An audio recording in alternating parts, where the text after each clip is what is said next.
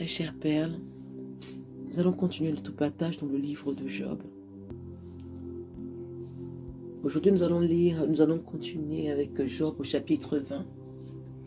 Je lis la parole dans la version 8 secondes. Et je la lis au nom de Jésus. Cette fois, c'est au tour de Tsophar de parler à Job. Mais Tsophar prend la parole ici pour la deuxième fois. Un des amis de Job, pour ceux qui ne suivent pas. Tsophar ici est l'un des 3 amis de Job qui sont venus à la rencontre de Job lorsqu'ils ont appris son malheur. Ils ont pris la route, ils ont fait du chemin pour venir le soutenir, l'aider. Et malheureusement, ça a tourné en cacahuète. De soutien, ils se sont tournés, ils se sont transformés en accusateurs. Et donc, Tsophar ici va faire va parler pour la deuxième fois à Job. Et je lis la parole au nom de Jésus. Dans la version 8 secondes. Tsophar de Nama prit la parole et dit: mes pensées me forcent à répondre, et mon agitation ne peut se contenir. J'ai entendu des reproches qui m'outragent. Le souffle de mon intelligence donnera la réplique. Ne sais-tu pas que, de tout temps, depuis que l'homme a été placé sur la terre, le triomphe des méchants a été court, et la joie de l'impie momentanée. Quand il s'élèverait jusqu'aux cieux, et que sa tente toucherait au nu, il périra pour toujours, comme son ordure. Et ceux qui le voyaient diront: où est-il? Il s'envolera comme un songe, et on ne le trouvera plus. Il disparaîtra comme une vision nocturne. L'œil qui le regardait ne le regardera plus. Le lieu qu'il habitait ne l'apercevra plus. Ses fils seront assaillis par les pauvres, et ses mains restitueront ce qu'il a pris par violence. La vigueur de la jeunesse qui remplissait ses membres aura sa couche avec lui dans la poussière. Le mal était doux à sa bouche. Il le cachait sur sa langue. Il le savourait sans l'abandonner. Il le retenait au milieu de son palais. Mais sa nourriture se transformera dans ses entrailles. Elle deviendra dans son corps un venin d'aspic. Il a englouti des richesses. Il les vomira. Dieu les chassera de son ventre. Il a sucé du venin d'aspic. La langue de la vipère le tuera. Il ne reposera plus ses regards sur les ruisseaux, sur les torrents, sur les fleuves de miel et de lait. Il rendra ce qu'il a gagné et n'en profitera plus. Il restituera tout ce qu'il a pris et n'en jouira plus. Car il a opprimé, délaissé les pauvres. Il a ruiné les maisons et ne les a pas rétablies. Son avidité n'a point connu des bornes, mais il ne sauvera pas ce qu'il avait de plus cher. Rien n'échappait à sa voracité, mais son bien-être ne durera pas. Au milieu de l'abondance, il sera dans la détresse. La main de tous les misérables se lèvera sur lui. Et voici, pour lui remplir le ventre, Dieu enverra sur lui le feu de sa colère. Il le rassasiera par une pluie de traits. S'il échappe aux armes de fer, l'arc de rein le transpercera. Il arrache de son corps le trait qui étincelle aux sorties de ses entrailles, et il est en proie aux terreurs de la mort. Toutes les calamités sont réservées à ses trésors. Il sera consumé par un feu que n'allumera point l'homme. Et ce qui restera dans sa tente en deviendra la pâture. Les cieux dévoileront son iniquité, et la terre s'élèvera contre lui. Les revenus de sa maison seront emportés.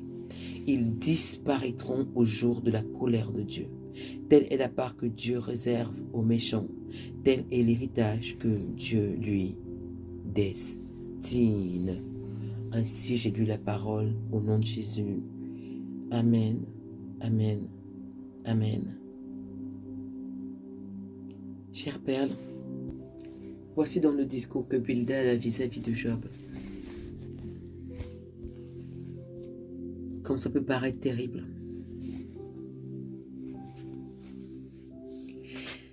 tout ce que j'entends ce matin, ce sont des sentences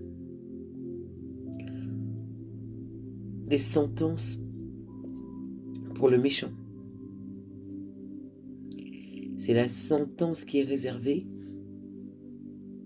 à celui qui agit mal. Et ce discours est adressé à quelqu'un qui s'est efforcé dans sa vie de marcher dans l'intégrité. Quelqu'un qui s'est battu pour plaire à Dieu. J'aime souvent, il y a des personnes qui aiment souvent dire comme ça, faut pas dire que la vie chrétienne c'est difficile, hein, parce qu'il est aisé de suivre Dieu. C'est pas difficile de suivre Dieu, tout au contraire, c'est très facile. Et pourtant, la merveilleuse parole de Dieu dit, le péché se trouve devant ta porte et tend ses bras vers toi. Mais toi, résiste-lui. Résiste-lui. Résiste-lui, ça veut dire ce que ça veut dire. Ça veut dire que tu dois te faire violence. Tu dois te faire violence. Tu dois discipliner ta chair. Tu dois imposer le silence à ta chair. Tu dois ordonner à tout raisonnement qui s'élève dans ton esprit et qui veut t'attirer dans les filets du péché, de se taire. C'est un combat. C'est un combat. Alors non, la vie d'un enfant de Dieu n'est pas quelque chose d'aisé. Ce n'est pas un long fleuve tranquille où tout va bien. Ce n'est pas les vacances d'été au soleil, 24 heures sur 24, tout frais payé. Non. La vie d'un enfant de Dieu est faite des combats, de challenges, de défis, de victoires, de défaites aussi. Oui, oui, oui, oui, oui, oui. Oui, un enfant de Dieu connaît aussi des défaites. C'est dans les défaites là que tu apprends, chère perle. C'est dans ces échecs là que tu rectifies ta trajectoire. Christ a dit, si j'ai été persécuté, vous serez persécutés. Si j'ai été rejeté, vous serez rejetés. Si j'étais malmené, vous serez malmené. Si j'étais outragé, vous serez outragé. Si on m'a humilié, alors vous serez humilié. Et si le monde m'a trahi, il vous trahira aussi. Alors si vous êtes prêts à supporter tout ça, venez, levez-vous et suivez-moi. Si tu es prête, si tu es prêt à vivre tout ça, par amour pour moi, alors viens. Si tu es prêt à accepter qu'on t'abandonnera comme on abandonne Job, on te tournera le dos comme on a tourné le dos à Job, qu'on t'accusera injustement, qu'on dira même de toi que tu es maudit de Dieu, qu'on oubliera très vite les bonnes œuvres que tu as faites pour n'en garder que les mauvaises, qu'on t'attribuera même les mauvaises œuvres que tu n'as jamais faites, à cause de moi, pour l'amour de moi, pour l'amour de mon nom. Alors viens et suis-moi.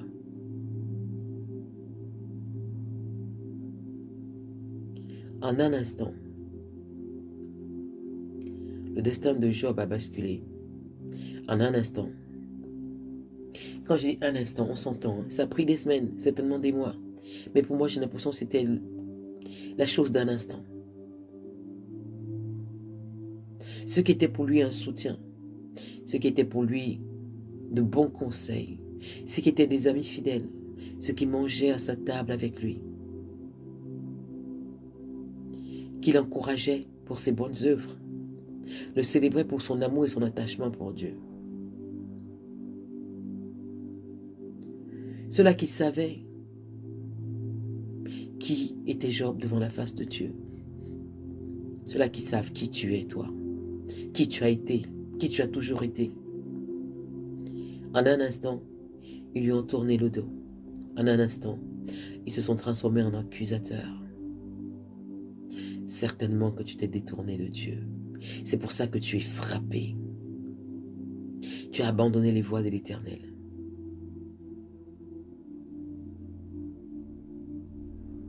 Alors je t'accuserai devant les trônes de Dieu. Laisse-moi te rappeler que tout ce qui t'arrive n'est que le résultat de tout ce que tu as semé. Quelle horreur! Si aujourd'hui ton ministère est en difficulté, c'est parce que tu as désobéi à Dieu. Tu t'es détourné de lui. Si aujourd'hui tu n'as plus la santé, c'est parce que tu n'honores plus Dieu comme avant. Quelle horreur! Quelle horreur! On a ramené Dieu à notre petite conception humaine. On l'a abaissé à notre niveau. On a abaissé ce Dieu-là au niveau de « Je suis béni parce que je me comporte bien. Tes regards favorables se posent sur moi parce que j'agis bien. Alors si je fais mal, certainement que je serai dévasté. Mais si je fais bien, tu me béniras. » On a réduit Dieu à notre petite conception. On est rentré, pour certains, et cette parole est pour quelqu'un ce matin. On a pris la position du mérite. Je dois mériter l'amour de Dieu. Je dois mériter la faveur de Dieu. Je dois mériter la grâce de Dieu. Chère Perle, ce matin, je suis chargée de t'annoncer ceci. Tout ce qui se mérite n'est plus grâce. Si tu cherches à obtenir les choses par mérite, qu'on pouvait me dire une perle, sache que tu es sous le couvert de la loi. Dieu n'est qu'amour. Je suis chargée de t'annoncer ce matin que Dieu n'est que amour. Il n'est que amour. Il n'est pas dans les accusations. Il n'est que amour. Ce matin, Adonai veut se souvenir des bonnes œuvres de quelqu'un. Ce matin, l'Esprit de Dieu veut parler à quelqu'un qui est accusé injustement. Ce matin, le Saint-Esprit parle au cœur de quelqu'un qui est accusé faussement.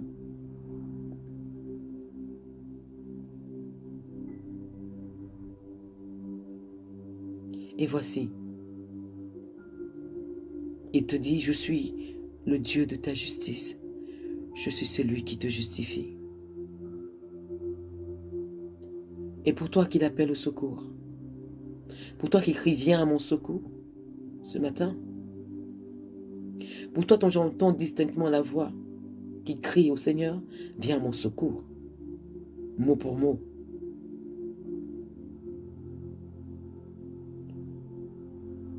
Adonai dit, je suis le Dieu qui te soutient de ma droite triomphante. Je ne te délaisserai point, je ne t'abandonnerai point. Comme il est facile pour les hommes d'oublier, d'effacer. On le voit ici avec le discours de Tsophar à Job.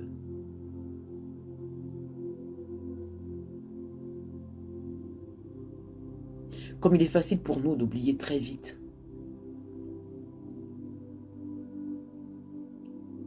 Le bien que nous a fait un frère ou une sœur jadis, à travers la relation qu'il avait avec le Seigneur. Comme il est facile pour nous une fois d'oublier lorsque vient l'épreuve. Chère Perle, je ne serai pas longue ce matin.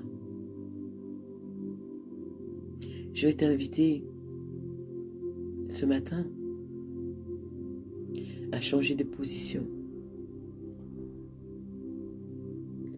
Ce matin, ma prière, c'est que ta conception et ta vision de Dieu changent.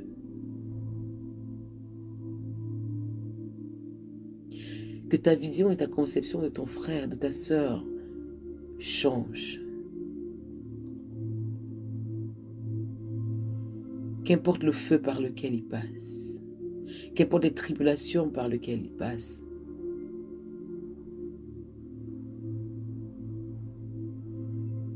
qu'importe même les merveilleux moments de puissance qu'il peut traverser. Je t'invite ici. Excusez-moi, je suis obligée d'interrompre pendant quelques instants. J'entends la voix du Saint-Esprit qui me dit ceci. Dis-leur, je suis le Dieu qui guérit. Dis-leur, je suis le Dieu qui guérit. Dis-leur, je suis le Dieu qui guérit. Dis-leur que je suis le Dieu qui guérit. Dis-leur que je suis le Dieu qui guérit.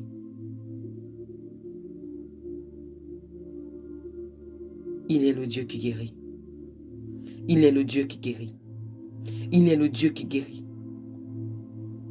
La guérison mentale, guérison physique, guérison émotionnelle, guérison sentimentale, guérison de ta chair, de ton âme, guérison dans tes situations. Il me dit, dis-leur, je suis le Dieu qui guérit.